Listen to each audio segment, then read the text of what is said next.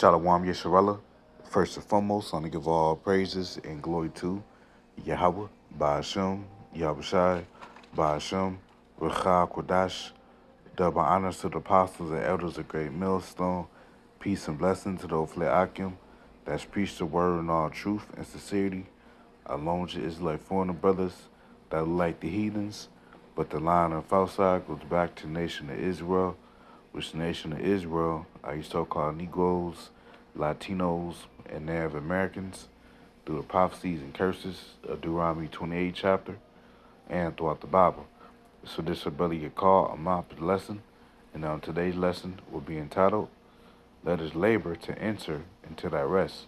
I'm just going to go on some precepts, and Lord willing, you brothers and you sisters out there be edified through the spirit and power of Yahweh Shemel Shai, because, us in this truth, starting on with our apostles, elders, great millstone, there is a lot of labor to do, and preaching the gospel, man, which gospel means the good news, which only applies to our people, the Israelites, beginning on with the elect, and we have to keep pushing this word until the famine of the word comes in, man, according to prophecy,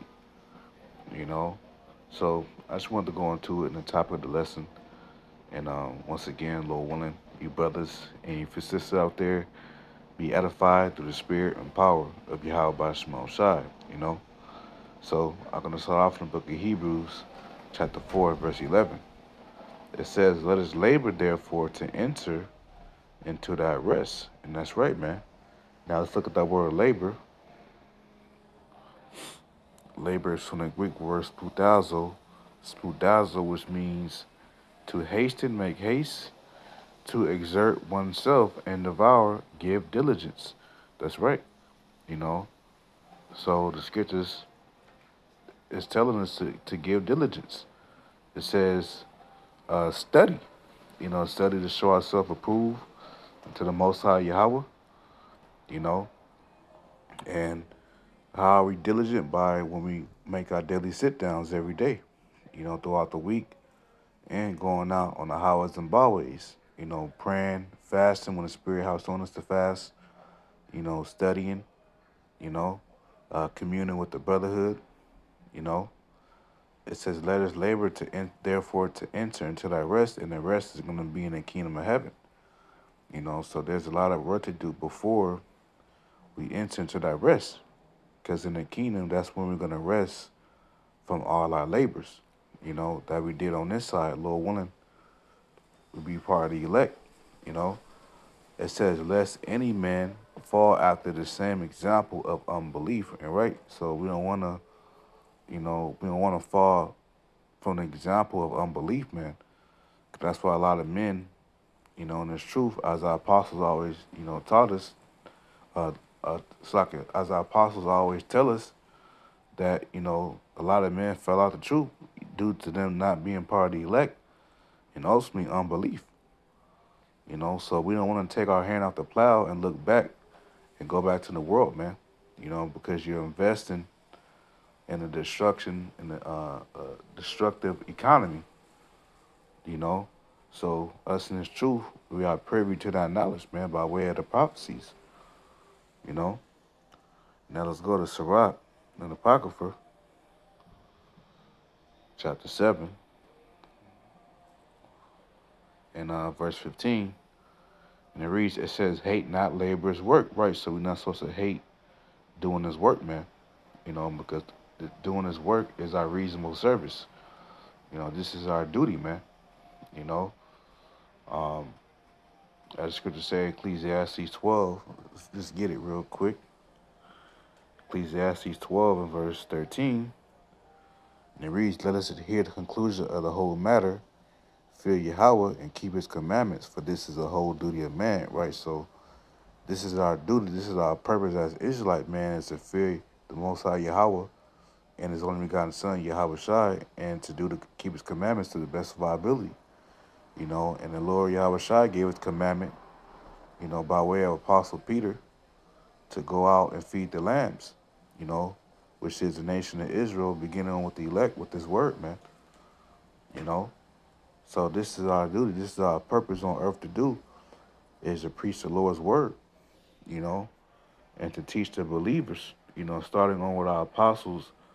It was a great millstone, the true men that taught us the truth, you know. So let's go back to Sirach 7 and verse 15.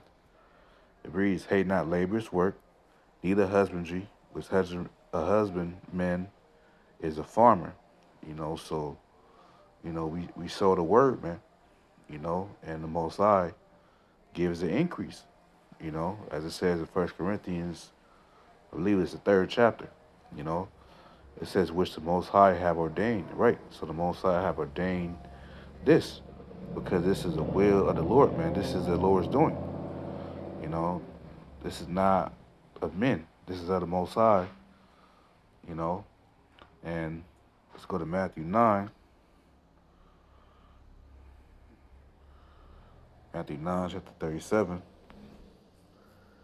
It says, then saith he unto his disciples, the harvest truly is plenteous, which the harvest represents Israel, the Israelites. So it's a plenteous, meaning it's a lot of Israelites, right? But the laborers are few, right? So the laborers represents the prophets. So there are only few prophets, few men in the Lord, which are the elect, that's going to be doing his work,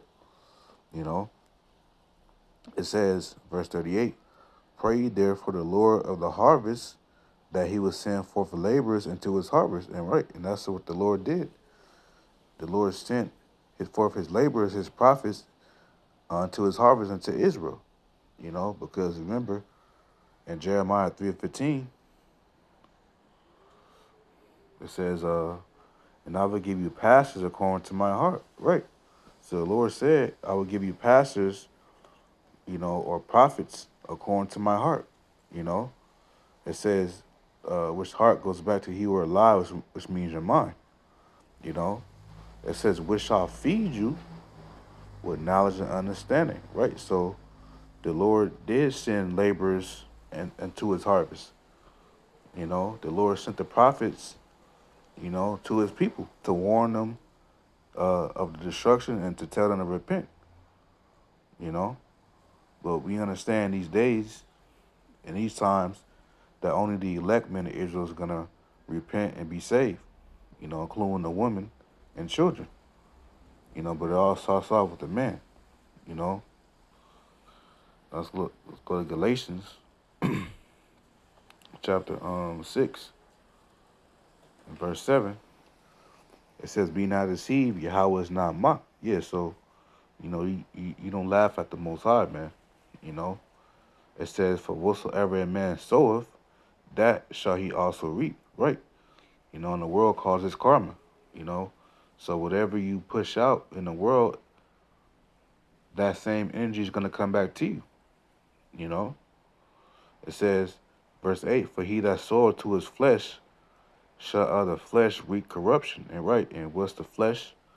Being, self-willed, covetous, proud, boasters, haters of the Most High, you know, uh, pleasing your flesh, you love to please your flesh rather than to have the love of the Most High, and ultimately you being in that spirit and go so much in the flesh, you're gonna reap corruption. You're gonna be destroyed, man. The Lord's gonna weigh you in the balance, and the balance the balance on the left hand side, which is the wicked side, is gonna outweigh the righteous side. So the Lord's gonna destroy you because you were more in the wicked than the righteous. It says, but he that soweth to the spirit, which sowing is teaching the word, and the spirit is his truth, the word, shall the spirit reap everlasting. And that's right, and that's what we want, Akim. Lord willing, we keep sowing in the spirit,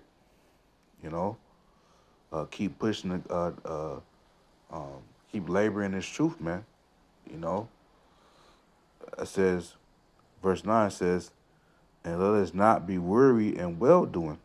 Yeah, so we can't, worry means to be faint, be weak. So we can't be weak. We can't get weak in this truth and be disenchanted. because, you know, we do have our weak points in this truth, but it's talking about like weak and not wanting to do the work no more, you know, falling out the truth. So we can't be like that, man. It says, and let us not be weary in well doing, for in due season we shall reap if we faint not. Right. So, Lord, when we endure to the end, we're gonna reap those benefits because in all labor there is profit, as is written. And we're laboring to get that profit, which is ultimately salvation. To Lord willing, be joint heirs with our Lord Yahweh Shai. Having the hedge of protection in Jacob's trouble. Us being able to to eat and drink during time of Jacob's trouble, because in America, it's going to be a famine. It's going to be a lack of food and water. So we want to be able to have those necessities that we have now in Jacob's trouble.